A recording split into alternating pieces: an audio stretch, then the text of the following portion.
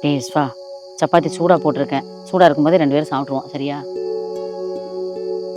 விஸ்வா, டேய் என்னாச்சு? அம்மா, நான் ஒரு கம்பெனிக்கு ஓனரா இருந்தா இப்படி இருக்கும். நல்லா தான் இருக்கும். நடக்கணும்லடா. அம்மா, நடக்க போதும்மா. என்னடா சொல்ற? காலையில என் ஃப்ரெண்டு வந்தான்ல கார்த்தி, ஆமா. அவன் ஒரு பிசினஸ் ஸ்டார்ட் பண்ணிருக்கான். ம். அதுக்கு பார்ட்னர் தேவையாம். ம். என்ன சேர்த்துக்கிறேன்னு சொல்றான். என்னன்னா ஒரு 20 லட்சம் வேணுமா. அம்மா, திருப்பி ரிட்டர்ன் வந்துடும். மந்த்லி இன்கமே ஒரு 1 lakh கிட்ட வருமா. அதுவும் இல்லாமல் அந்த ப்ராஃபிட் ஷேரு அதாம்மா, அந்த ஏற்ற இறக்கம் அதெல்லாம் வெளியே போகிறதுக்குள்ள வருது, அதெல்லாம் சேர்த்து ஒரு 1.5 லட்சம் கணக்கில் வரும்ன்ற மாதிரி சொல்கிறாம்மா.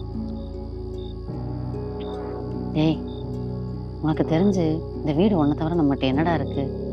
20 லட்சம்டா விஸ்வா. அம்மா, ஏதாவது பண்ணிதாம்மா ஆகணும். எப்படிடா ரெடி பண்ணுவ 20 லட்சத்தை?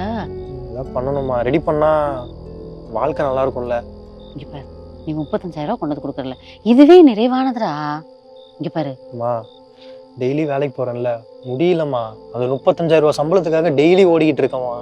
வாயில எனக்கு 1000 வார்த்தைகளை பேசலாம், அது எல்லாம் வாழ்க்கைக்கு நல்லா இருக்காதுடா.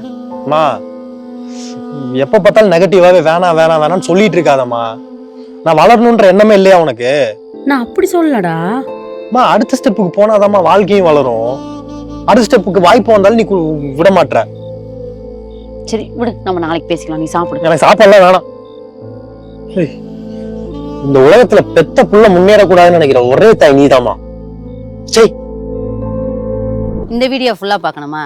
கீழே இருக்கிற ப்ளே பட்டனை கிளிக் பண்ணி பாருங்க.